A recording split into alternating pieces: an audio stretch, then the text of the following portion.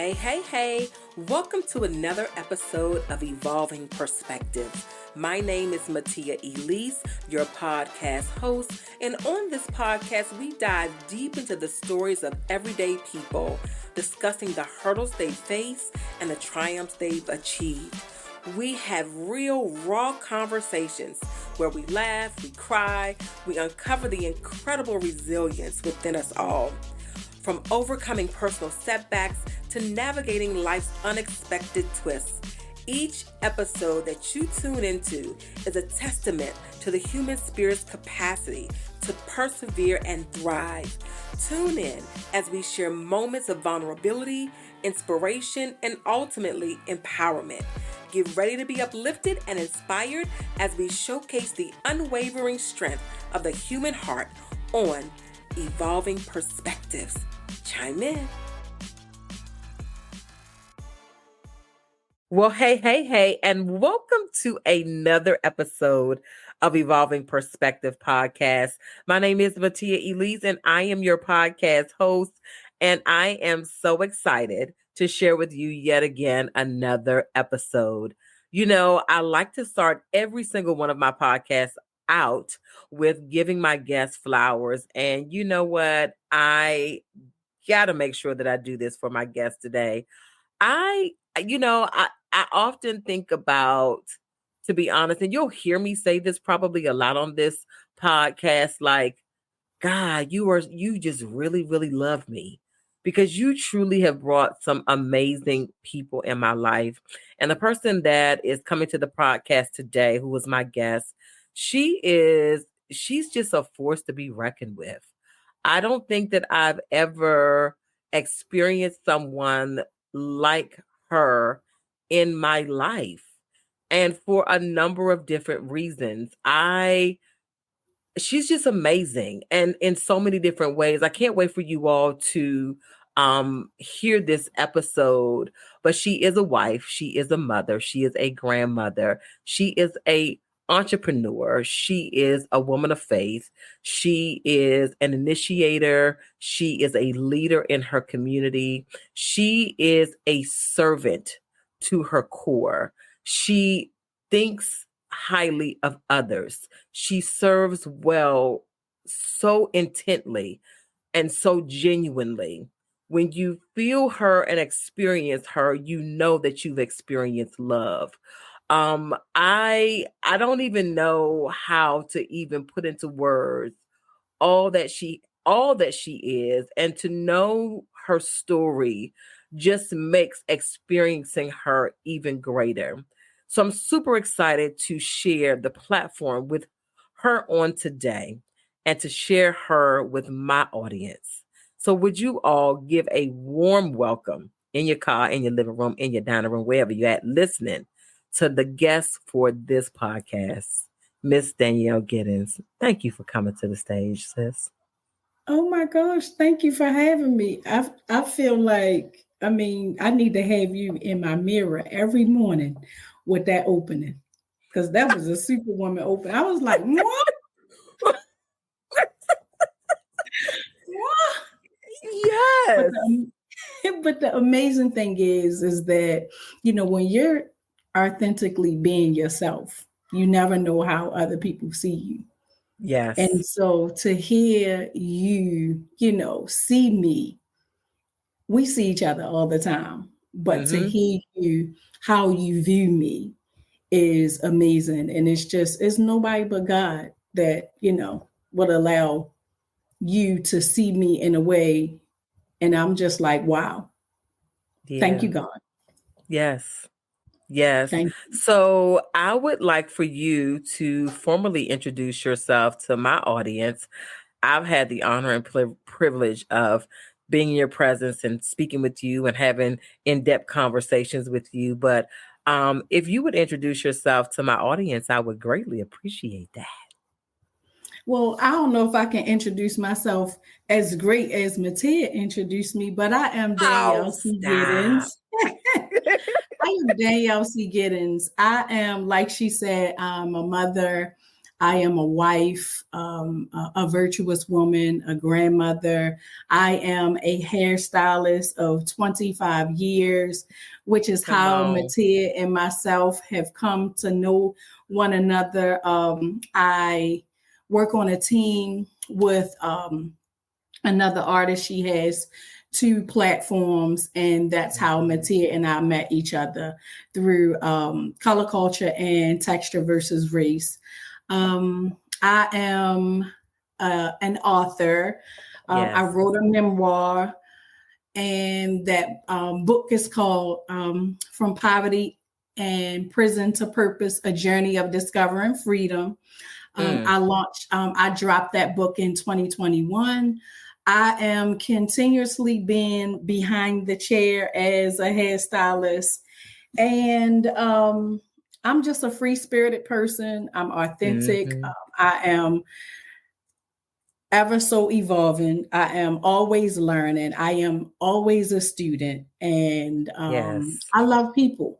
I love people because God loves me, and I feel like, people are his people. So I try to treat people the way I want to be treated and the Yes. way I know God would want me to treat others. So that's just me in a nutshell. Yeah, you definitely are all of those things. And you're exactly right. We met several years ago. Yes. And I remember the first time that I met you. And at this point, golly, that probably was almost over 10 years ago at this point. Because I don't even know if my daughter is 11. So I don't even know if Zaya was born. Heck, Really? yeah, it might have. I'm almost, because we've been in Virginia 7 years, so I met you and the team like before we moved here. I was still living in Maryland because I was working in Maryland. I remember that. So yeah, it's Oh, it's been a right. little, yeah, it's been a minute, and I want to share this because every time I get to speak to someone on the platform, I always try to think about, number one, what is it that I want to share? What is it that Hmm. I would like for my audience to experience? And one thing that I wanted to bring to the surface, to light, and I'm sure you've heard this often, but when I first met you, of course, I didn't know who you were. Hmm. And you were working with one of our friends, and Hmm. I just was so I was so overwhelmed with what is the word? I'm trying to find the word. I just was almost in awe Hmm. because I think that when it's nothing like being a leader, Hmm. but it's a whole nother thing when you're a leader and you have an amazing team that follows behind your vision. It takes a Hmm. special person who's also a leader to be a Hmm. servant. Because the Yes. reality is, in your own right, you're just as much as a leader as the person that you're serving. You know what I mean? Yeah. Because everybody got their own thing. But the fact Yes. that it was never about like, well, I ain't doing that. I mean, from the greatest of things, Right. to the littlest of things, you know what I mean? Right. To the beginning, setting up, to the cleaning up, to the Right. interjecting with knowledge and wisdom and education and experience. Like, you embodied everything. And Yes. I said to myself, everybody need a Danielle on their team. Like, oh my God. Like, who is that? Like, everybody, like, I mean, honestly, that was my first encounter with you. And I Right. was just so amazed at the way that you served. And you didn't do it as if it was a chore. And the thing about it is, through the course of time, your Hmm. posture has been consistent. Hmm. And I just am so, that just it just makes you, for me, it's a posture, it's a behavior that for me, Hmm. I'm like, I want to emulate that. And so Oh, I just thank you for your example. You know what I mean? I really do. And it doesn't thank mean you. that you don't get upset, you don't get mad, whatever. I mean, because we all got, I mean, that's being human. but just in Right. general, I just have loved seeing your posture. And like you said, how you just truly love on people and do all the things. And, I'm just so very, very proud of your journey. And, I respected you as a person. I loved you from the first day that I met you. I was like, she's so and then you funny on top of that. I was like, oh my God. It just was all the things. I was like, this girl a mess. And so, but I'm gonna tell you what put the nail in the coffin for me with you is when you wrote your book, and I got a chance to read your book.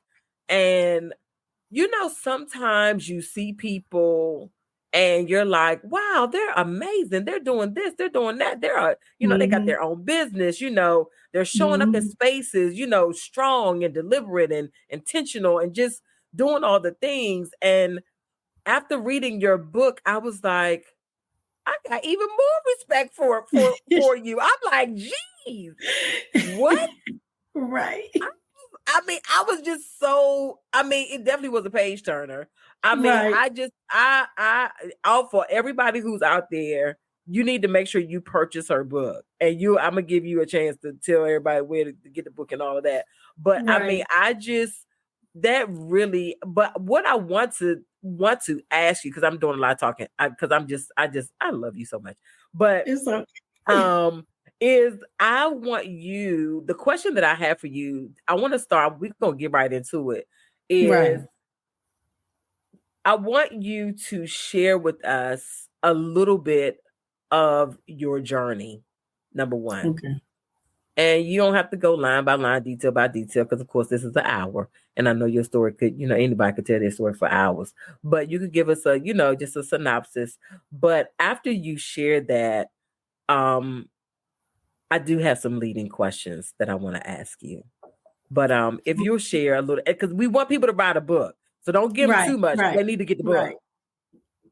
Well, the funny thing is, because when you were talking about, me being a servant and how I treat somebody else's business as if it's my own, I think that, that place, that it has come from a place of when you're not heard, you're not seen, and you always operate in the backgrounds, and your self-love is at a low. You don't really know that it's at a low, but you just go through life. And I think that when I realized that I didn't have a voice, when I realized that God gave me one, I just didn't use it, and when I realized that I don't have to be in the backgrounds to serve people, that I can be in the front line and serve people, but I could serve the way God would have me to serve. And that's when I started understanding. And I've always been that way. I think that I've been that way because what I was doing is treating people the way I wanted them to treat me. Because I wanted to be seen. I wanted people to love me. It's like that place when when you don't have much self-love, you want people to love you. So you do all of the things. It's like your child that, like, mommy, like I'm doing this. I did this. I did this. Yeah, and so I lived my life that way for people, so that they would see me in a way where, they would be like, oh, she did this for me, I'm gonna do this for her.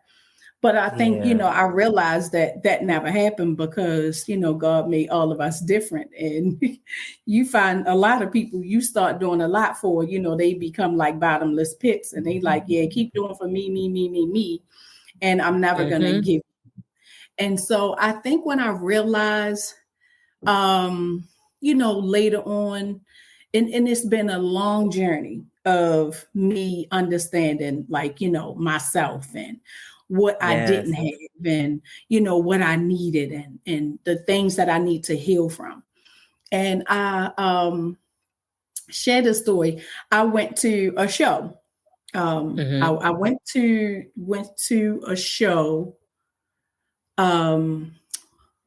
with that person, with Kia, probably in 2018. I went Okay. to a hair show. It opens up Mentorship Miami. It opens up with a service, Okay. a worship service, and in that service, I was just worshiping. My heart was heavy. I had a lot going on in my heart, but I didn't Mm-hmm. actually know what all was going on. And Mm-hmm.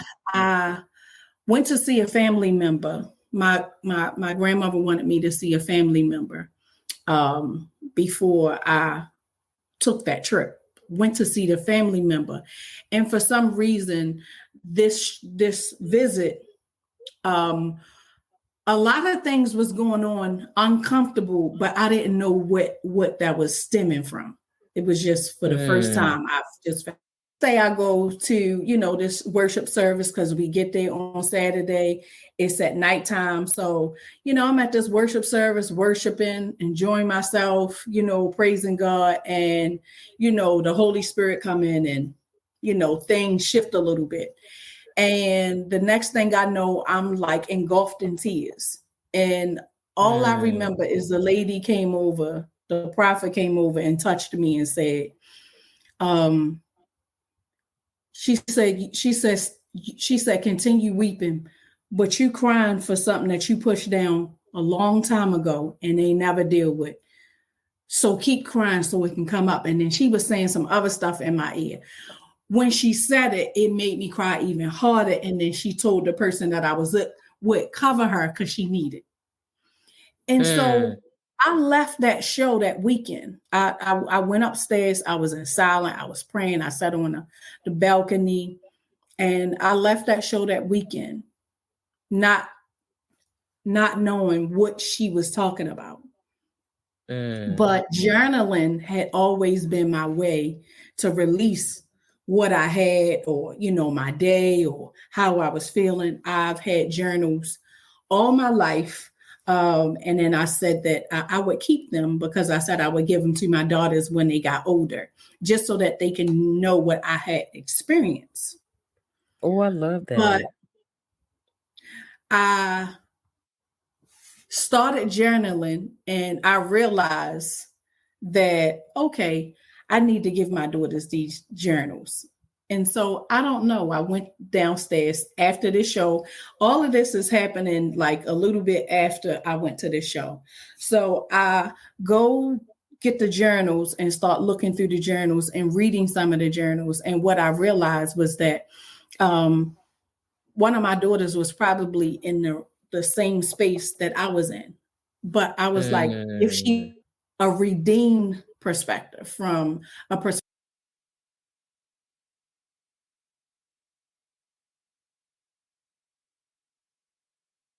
I, wrote those journals. So I threw the journals out because I was like, I don't want them to know this is too much. I don't want them to know this. Let me rewrite my life in a different way so that I can encourage them while I give them what I've gone through. And so Mm. that's what where I decided to write a book about my life. And that was a 3-year process from the time that I had that experience. I started Mm. journaling. I started writing. And when I started writing, what the lady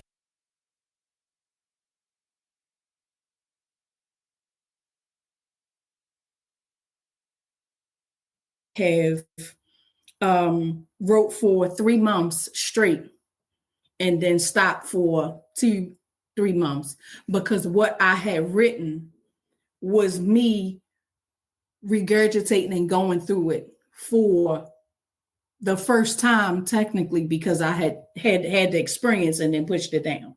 Right. And so Right. I had to heal through some of the things that I wrote.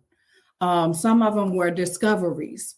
Some of them were things that I spoke in the book that my mother never had a chance to speak. So, Mm. I was saying, like, once I had, decided that I was going to write my book, and I was going to throw those journals away, I realized that, I had gone through the process of writing this book over 3 years. Mm. And over those 3 years, I had to heal through, some of the things that I wrote for the first time, some of the things that I knew I had gone through, I just didn't realize how young I was. So, it would affect me Wow. because I thought to myself, I went through these things. And me having daughters the same age, I couldn't imagine them going through what I had gone through.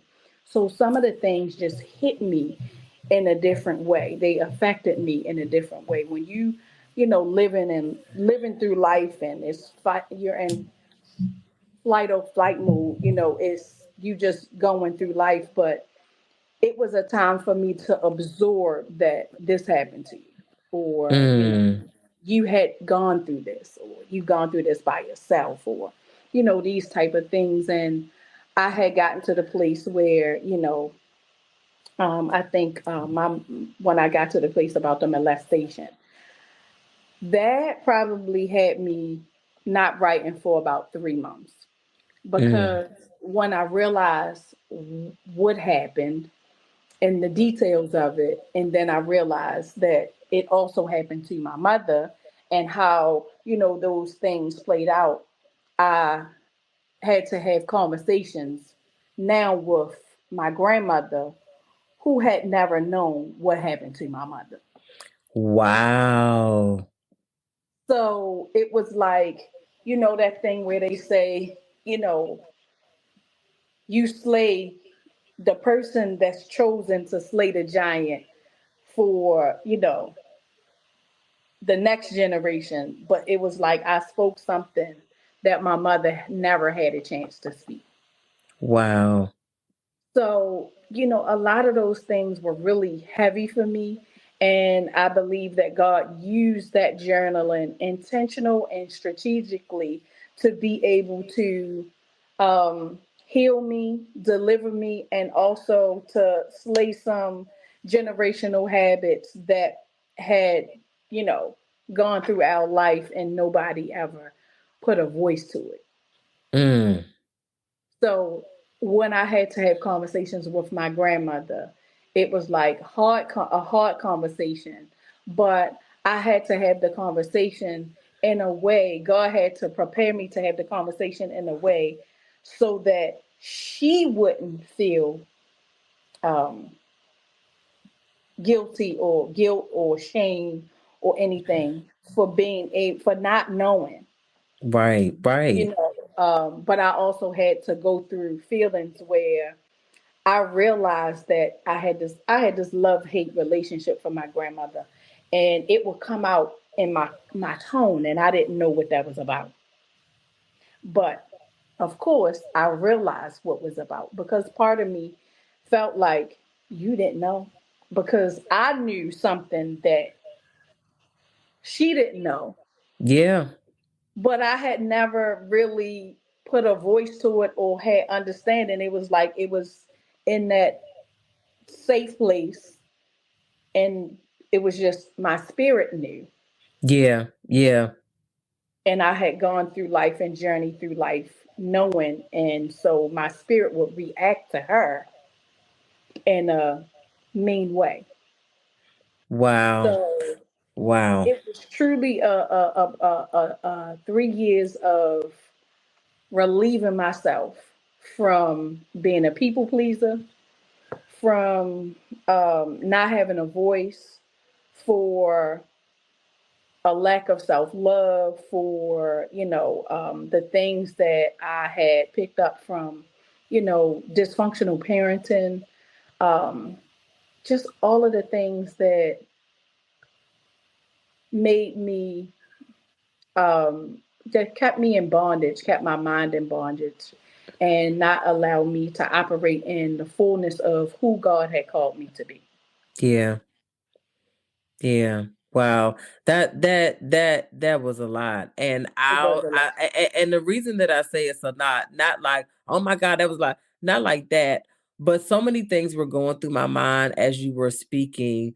One of the things was how important it is to have conversation, Yes. because so many times in families especially, I feel like we either sweep things under the rug, or it's Mhm. kind of like what stay, you know how we do, what goes on Yeah, this house stays in this house type situation. absolutely. And you know, I just want to commend you for being the courageous one, Mhm. because it's that took a lot of courage and bravery to even say, no, let me acknowledge that this happened, not pointing a finger, blaming somebody, but let me just, I need to put a voice to the things that's going on in my head. Like that's that's very courageous. And for people who may have experienced a traumatic situation in their life who is listening, number one, I want you to think about the things that you've gone through and also dismantle the idea, number one, that it was your fault or something that you did Mhm. wrong. Because I Mhm. think oftentimes that keeps people in bondage as well. Yes. And also knowing that there is freedom available, and there is healing available, you know, Yes. for you. Because I Yes. think sometimes we operate in dysfunction so long that the dysfunction becomes our regular function. And because you Right. don't even, it's like you don't even know no other way. So it's like, well, this is what happens. Like it just, you know, I'm supposed to feel angry all the time. Like, you know, like that's why, like, even when people talk about like, this just who I am, I'm like, is it really though? Like, Yeah. Yeah. maybe it's not. I mean, it is who you are because of stuff you experienced and went through, Right. but Right. you don't have to be like that. Like it, Mhm. like you know what I mean? And I think sometimes people do fear, number one, sitting down with themselves to address the Yes. things that they have gone through, because Yeah. that right there alone can make you feel like you're having a whole heart attack, It because you're can. having, you know, you're having to relive all Right. the things that you have experienced in life. Yeah. That's a lot. Even if it's not a whole series of events, it could have been one event. And it's One like event. I don't want to relive that. I'm not even going to bring that up. It's over, it's Yeah. done. We just going to put that in the back. But the thing about it is, when you don't deal with something, number one, it will repeat itself. And It number will. two, it will eat you alive. Yes. Yes. It really, really will. It And will. It so, will. yeah, and so I'm glad that you brought that to the light. Like, no, this is what I had to do, and this is what my process looked like.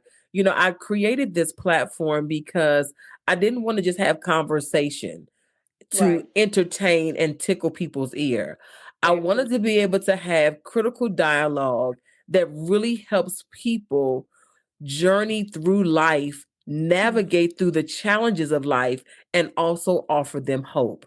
Knowing Yeah. that people have gone through things in their life, however it's packaged, because we all have a story. That's the Yes. truth about it. I don't care who you Yes. are.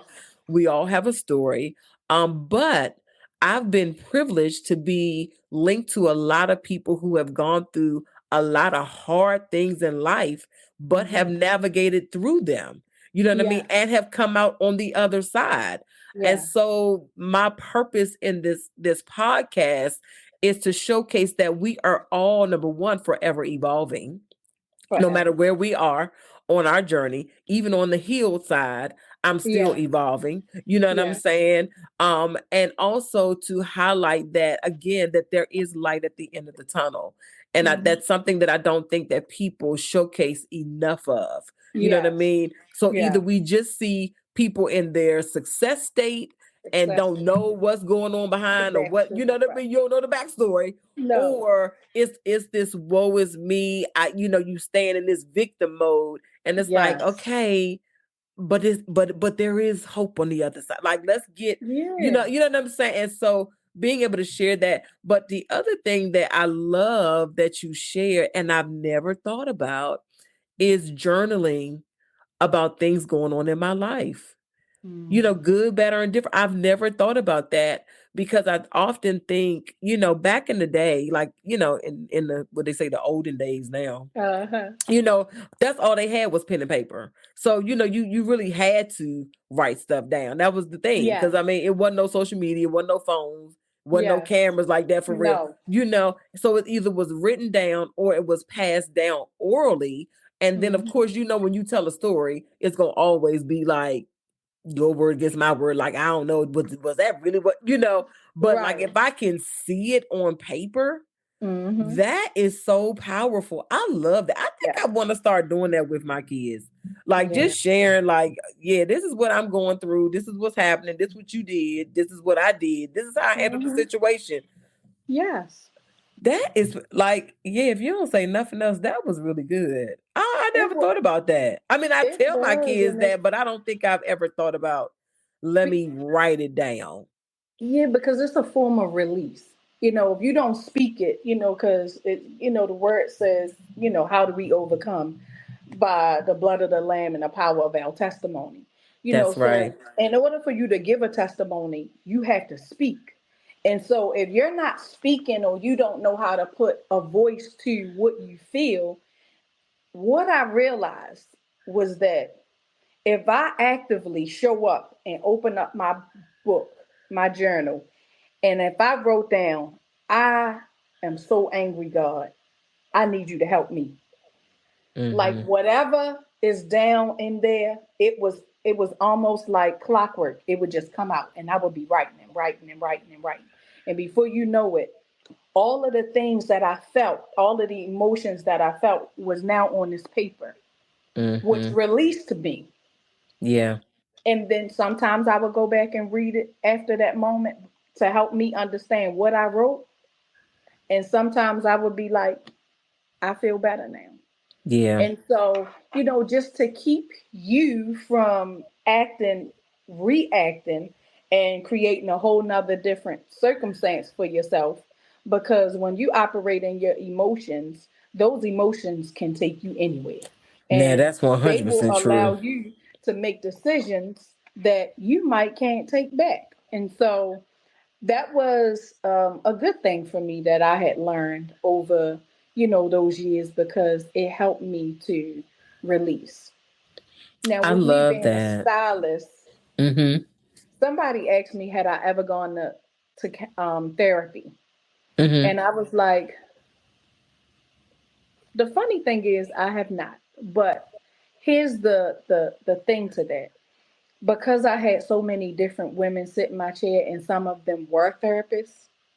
Some of them just Mm-hmm. were older women, where if I didn't have a mother, so these older women were like mother figures to me. Like I looked at them like godmothers. And Yeah. so I had the wisdom of those mothers, and I had at least an hour of free time to dump on those therapists, and they gave me back what I needed. And so Wow. I've grown over the years behind my chair with some women that have given me some powerful wisdom over the years, as well as therapists helping me through certain situations. That's incredible. I absolutely love that because I'm just thinking about how oh, this is so good. Just thinking about number one, how God is so mindful of us. You know what I mean? And so how just, and I want to share with those who are in my audience that, we're not saying that you should not go to therapy. That's not what we're saying. But what we are saying is, it is important to have the right people around you that can Absolutely. speak life to you, that can speak healing to you, and that will walk these journeys with you. With And you. you know what I mean? And so I'm just that's incredible that you had like people when people think about a village, oftentimes people are kind of like, oh, my village helped me raise my kids. But no, I need you to help raise me. Yeah, absolutely. They was raising you. Like, and even one of my friends, like she always says, Mattea, she did not like I don't want to say jealous because that's not the right word, but she's always like, I'm just so envious of you, not in a bad way like that, but just almost Right. like she's like, but see, you have some of the best clients ever. Like when I tell Hmm. her the things that we share and just the impartation Yes. between the two, I mean, they literally, even though I provide a service to them and am Hmm. all often encouraging them and inspiring them and speaking life into them, but I always say that, the hair is just the icing on the cake. Like It's the I icing on the mean, cake. that's the secondary part. The Right. real part that I truly enjoy is my engagement. Like some people are truly into the art. Like I think I'm a good hairstylist, but I Yeah. mean I'm decent. You know what I mean? But I think my interaction with my guests is Yes. so much more meaningful. You It know what I is. mean? And so I for understand me, 100%. yes, like that. I do not take that for granted and I don't take that Mm-mm. lightly because I'm always like, this is just another opportunity for me to love on, support, give encouragement. Cause you just never know when what people are coming to you with. And um my clients have poured back into me just as much. And so for Right. that, Right. I am extremely grateful. You know what I mean? So I totally understand what you're saying as far as, them pouring into you and helping you get Mm-hmm. through those moments. But what I would also like to shed light on or ask you about, I guess, because I've seen you do this through, of course, social media, because I'm not there with you and your daughters and your Mm-hmm. family immediately like that. But I've seen how you have intentionally um loved on them and Mm-hmm. intentionally guided them because they're adults and you are a grandmother. And Mm-hmm. I love the way that you have undergirded them, but at the same time, you allow them to be who they are. And I think it's almost like it's a sweet spot that you're trying. And I'm sure it's not always like that, because sometimes, because people gonna be people, whether you're kids or Right. not. You know what I'm Right. saying? Right. But I want you to talk to us about that. Like just experiencing the things that you have. I'm sure part of you was like, oh my God, I don't want this to happen to you as well. So Mm-hmm. how did you prepare them to be adults? And how are you now partnering with them as they parent and as you parent them through this season of their life as adults? Like, what does that truly look like? Because I know in the book you mentioned that you were young when you had them and Mm-hmm. things like that, and so now you're on the other side, and you're like, okay, I'm mature, I'm back here, I'm settled, and they saw you how you were growing up, and now you're solid, and it's like almost like you got a brand new mother. Like I mean, Right. I always look at that and I'm like, oh my God, like that is so beautiful. Like, you know what I mean? Because everybody doesn't get a chance. I don't want to say not like you was a terrible mother. I'm not saying that. But I mean, you No, sharing I your story, totally just get the it. things that you've, experienced with them. And everybody doesn't get a chance to, and for lack of better terms, to redeem themselves. You know what I Right. mean? Some Right. people transition in the midst of the turmoil, Right. and the fact that you've been given the opportunity and you have the opportunity, it just every time I see you post your daughters and your grandkids, I just get so excited. I'm like, oh my God, I just love this so much. So I want you to, how did you reclaim that? Because sometimes people will be like, oh my God, I feel so bad about the things. Like, how do I get back? I guess you could say almost in right standing. You know what I mean? Yeah. And it is a position that fight to get right in. But I think that the one thing that I I understood was once throughout life, I realized that I didn't want my daughters to experience the life that I experienced, which Mm-hmm. was why I worked so hard to buy a home, to put us in a different zip code, as a stylist. But then once I got to that point, I realized, I looked back at some of the things and I'm like, but I worked so much that I wasn't even there. So it Yeah. was like I worked so much to get this, but I wasn't there. And so both of my daughters experienced two different versions of me.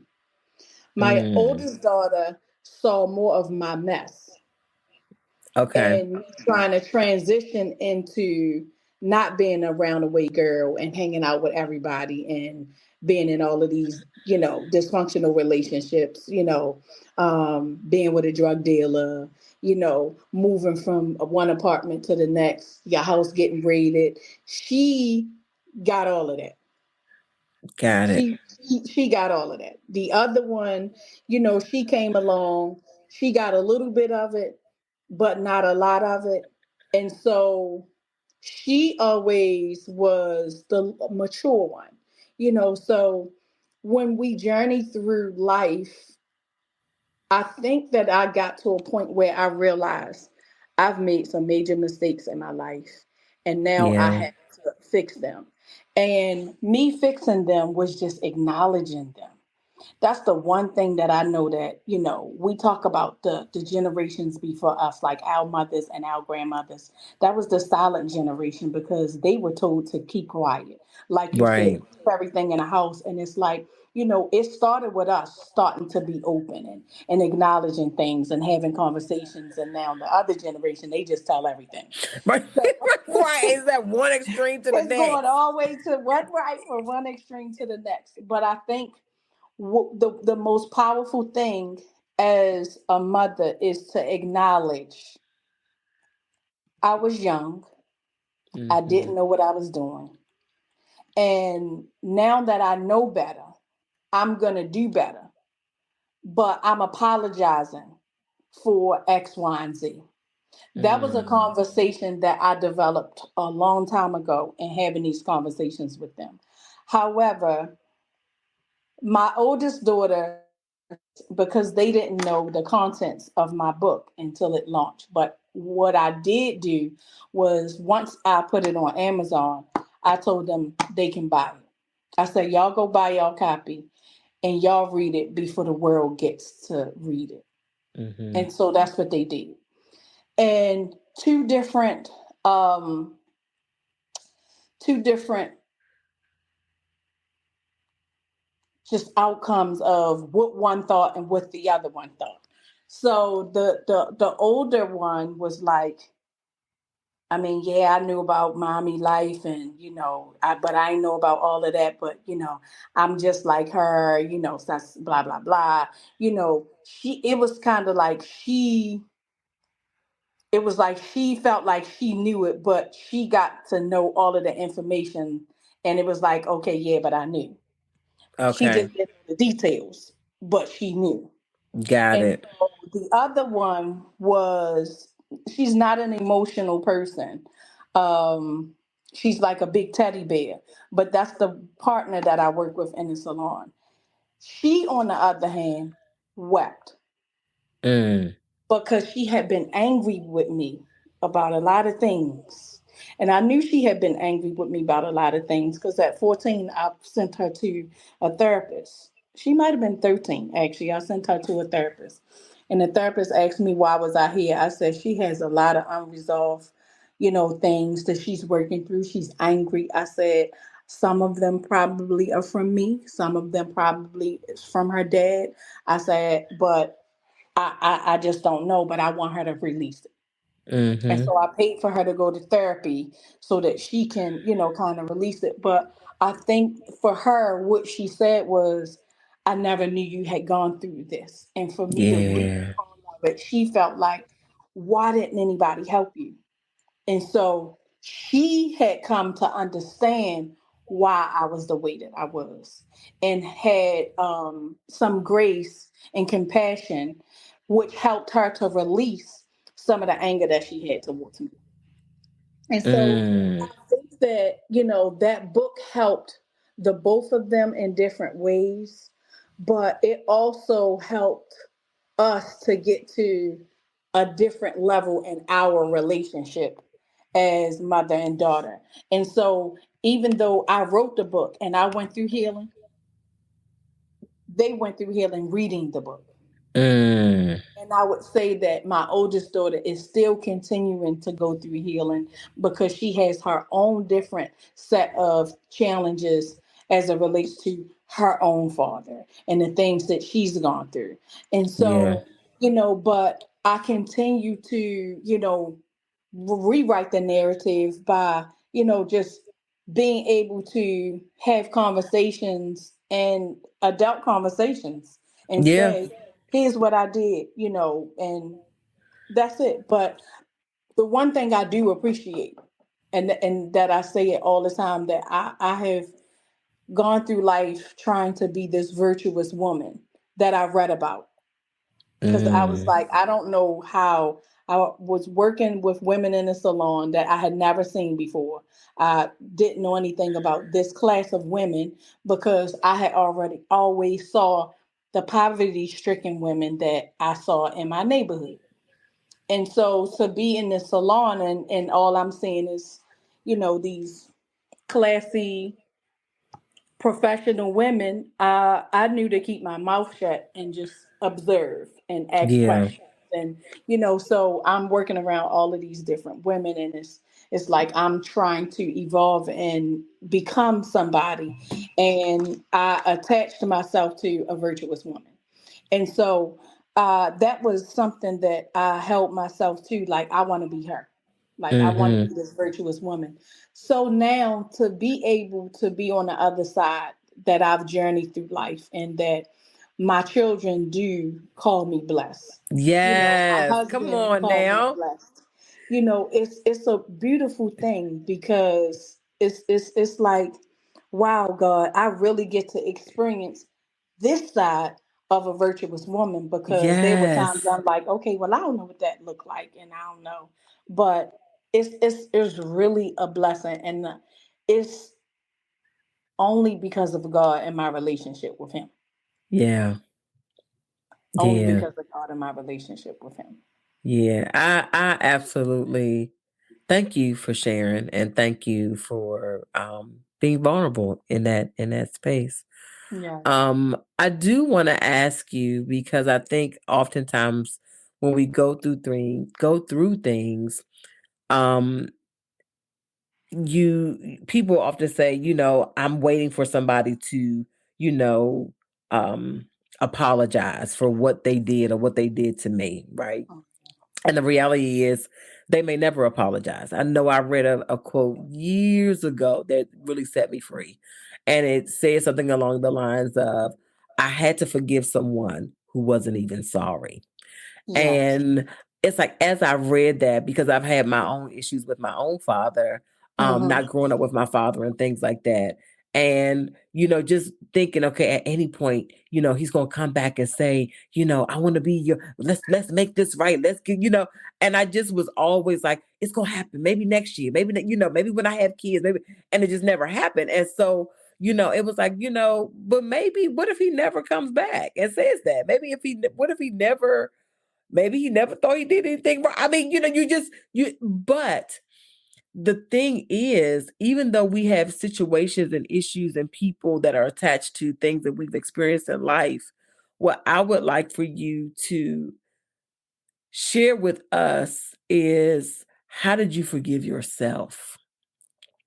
Because I think a lot of times that's really where the issue is. It's kind of like, yeah, y'all, you did that, whatever. You did to me anyway. But it's the whether it was your fault, quote unquote, or not, that forgiving yourself. Because I think that's where people get into, of course, the self abuse, the self harm, because they never forgive themselves for the trauma that they experienced. And how did you, or did you ever feel some type of way about it? Did you have to forgive? Maybe you didn't even have to forgive yourself, but did you ever feel like that? Or if you did, how did you forgive yourself? I I believe ultimately there when I believe unforgiveness goes both ways, and I do believe that there's a portion of that is that's my portion, that Mm-hmm. you do have to, forgive others and forgive yourself for whatever, like you said, whether you thought that it was your fault. um Forgive yourself for not knowing and not having the knowledge to understand that, that you constantly put yourself in jeopardy yourself. Forgive yourself for making these decisions that ultimately put you, like, for instance, and I just had this conversation about forgiveness when I was at my young mother's workshop. I had Yes. this conversation because, somebody was talking about unforgiveness. And I said, you know, in order for you to want forgiveness, and you want God to give you forgiveness. And I was Mhm. like, think about the worst thing that you could have done and you wanted God to forgive you for. Then you have to impute forgiveness to another person, Yeah. whether they did something evil to you as well. And I was like, it's a choice. It's a Mhm. choice that you make to either stay a victim in that situation or say that I'm not going to allow this person to hold me back That's from right. this life. And you are also saying that to yourself because you're giving yourself a choice to live and have an expected future and expected end, as God said. So you're also allowing yourself to say, okay, I'm going to release too. I'm not going to hold on to that person. I don't want Yeah. that person to no longer be a part of my life. I'm going to release them.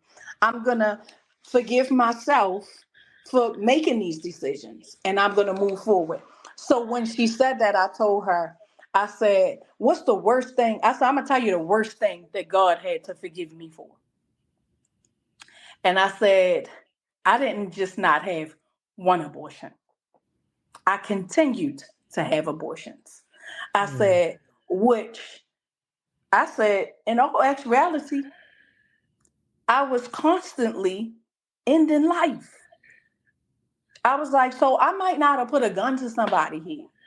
I might not have stabbed somebody. I said, but I made this decision to constantly utilize this as a form of birth control. I said, I had to forgive myself over and Mhm. over and over for that when I realized the magnitude of what that decision caused. So you always have to forgive yourself greater Yeah. than, I mean, just think about it. Because to me, I mean, if you look at it, to me, death, I mean, killing, making that decision is Yeah. worse than molestation. I mean, to me, when you Mhm. think about it, because molestation ain't in the Ten Commandments. Mhm. So, just when you look at something like that, which is something that I had to take a breather from while Yeah. writing the book, like, girl, what was your Mhm. issue? Yeah. Like, what didn't you get? Yeah. But it all goes back to um, self love. And when you're in a position where you're born into sin and you have the family that you have, and they don't know what love is, and Mhm. everybody is introducing you to lust, you just live a life of lust thinking that it's love Yeah. until you come to full fruition of understanding and knowing what it is yourself. And my life looks different because of my relationship and my faith that has been the one consistent, ongoing thing throughout my life when I realized I needed help. Yeah. And I was like, every time I always felt safe in church. Mhm. Mhm. So I would go out, do whatever, be out in the world doing whatever I want to do. And then I would be like, I got to go back to church Mhm. because it was my Mhm. safe place. It was your safe place. Yeah. So, Yeah. it's always a level of forgiveness that you have to get through, like daily. Like we learn daily, we die daily, and so Yeah. I always look at it like I'll be forever.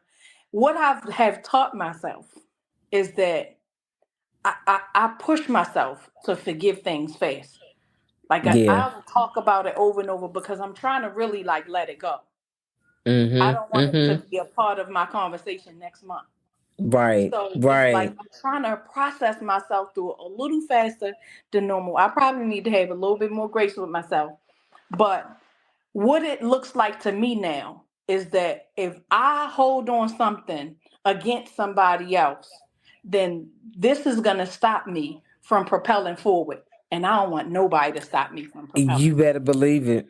You better So believe it. I have learned to forgive fast. Yes. Yes. Wow. I love that. I really appreciate you sharing that. And again, I mean, we're coming to a close, but you've shared so much. You've shared your heart. You've been super vulnerable, and I super, super, super, super very, very, very, very, very am grateful for just your presence and you sharing this evening.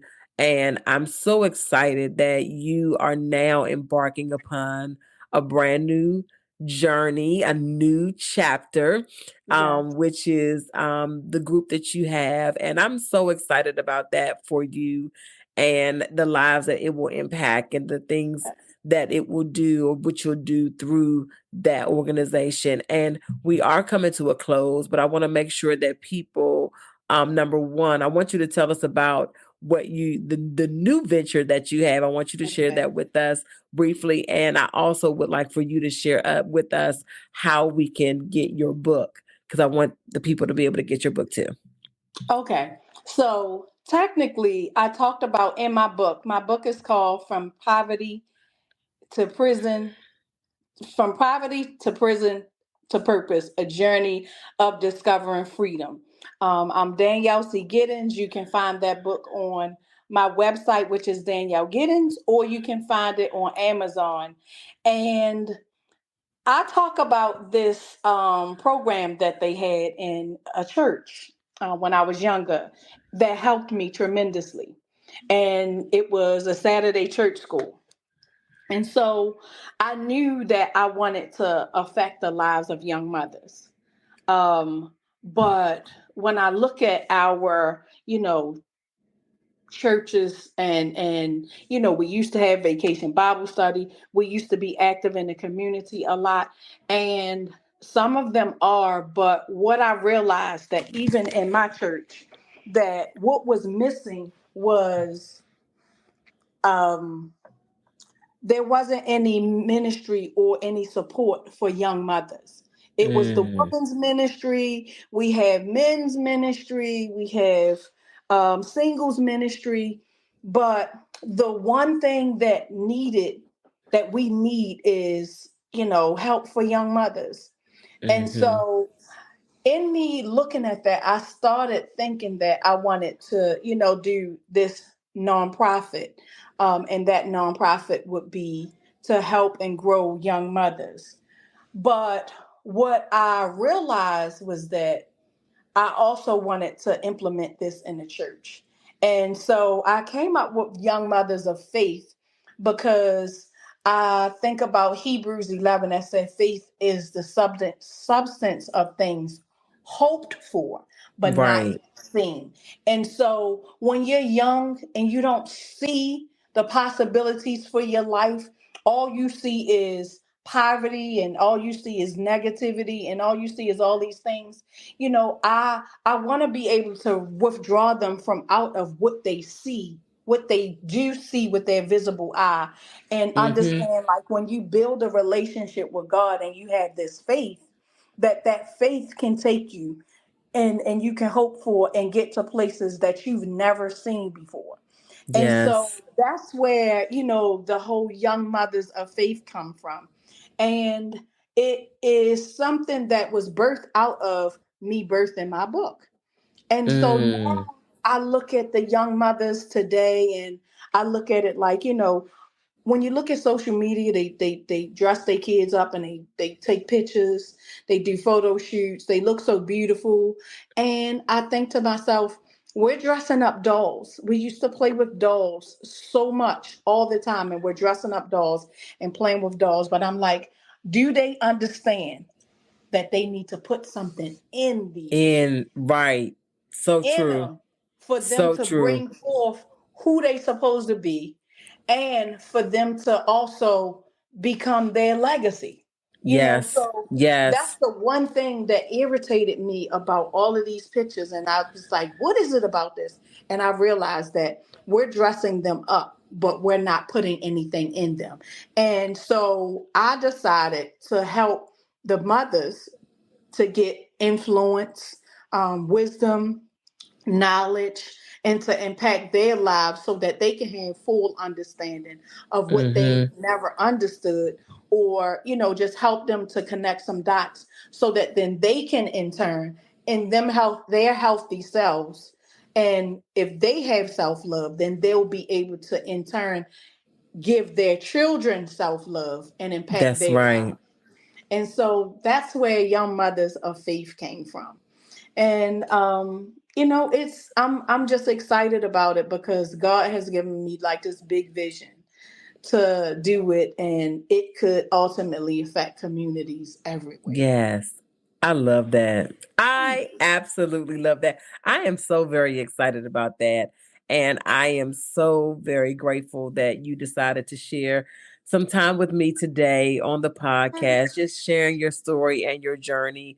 I know that what was shared tonight definitely will impact the lives of those who are listening, whether Yes. it is for you to forgive yourself, whether it looks like you going down your starting your own healing journey, whether Yes. it looks like you being empathetic towards those who have gone through traumatic situations, whatever and however you find this podcast and how it lands in your ear gate, allow it to really speak to you and Yeah. speak to your heart.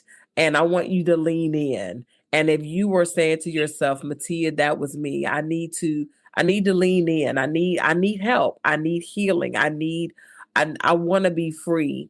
I want you to know that freedom is available to you. And so I want you to do the steps. Please feel free to reach out to Danielle, to myself, and we'll be happy to connect you with the team or team of people, or put you in the right path of the people that could potentially assist you on your journey.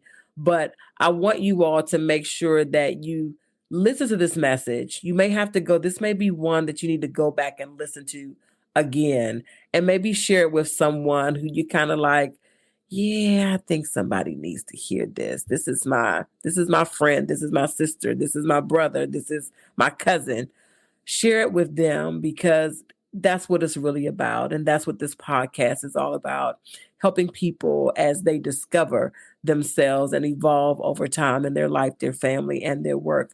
Danielle, thank you again for joining us tonight or today, whenever this podcast hits your ear gate. Thank you so much for joining me on Evolving Perspective. I really appreciate your time of sharing.